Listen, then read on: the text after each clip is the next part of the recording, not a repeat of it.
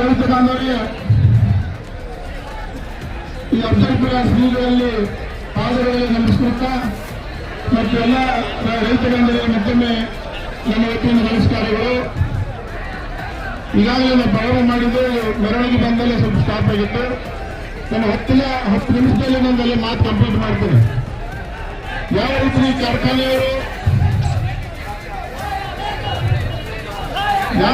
ಕಾರ್ಖಾನೆಯವರು ರೈತರಿಗೆ ಮೋಸ ಮಾಡ್ತಾರೆ ಅಂದ್ರೆ ತಮಗೇನು ತಿಳಿಸಿರಬೇಕಾಗಿಲ್ಲ. ಅವರು ತಮ್ಮ ಲಾಭಕ್ಕೋಸ್ಕರ ಬಂದಿರ್ತಾರೆ. ಒಂದು ಕಾರ್ಖಾನೆ ಪ್ರಾರಂಭ ಮಾಡಲು ಸುಮಾರು 300ರಿಂದ 400 ರೂಪಾಯಿ ಬಂಡವಾಳ ಹಾಕಿರ್ತಾರೆ. ಆದ್ರೆ ಬಡ್ಡಿ ಸಮಸ್ಯೆಗಳು ಬರಬೇಕಾಗ್ತದೆ.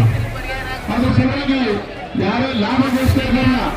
ಯಾಕಂದ್ರೆ ತಮ್ಮಗೋಸ್ಕರ ಬರ್ತಾರೆ, ರೈತರಿಗೋಸ್ಕರ ಬರ್ತಾರೆ, ತಮ್ಮ ಲಾಭಗೋಸ್ಕರ ಮಾಡ್ತಾರೆ.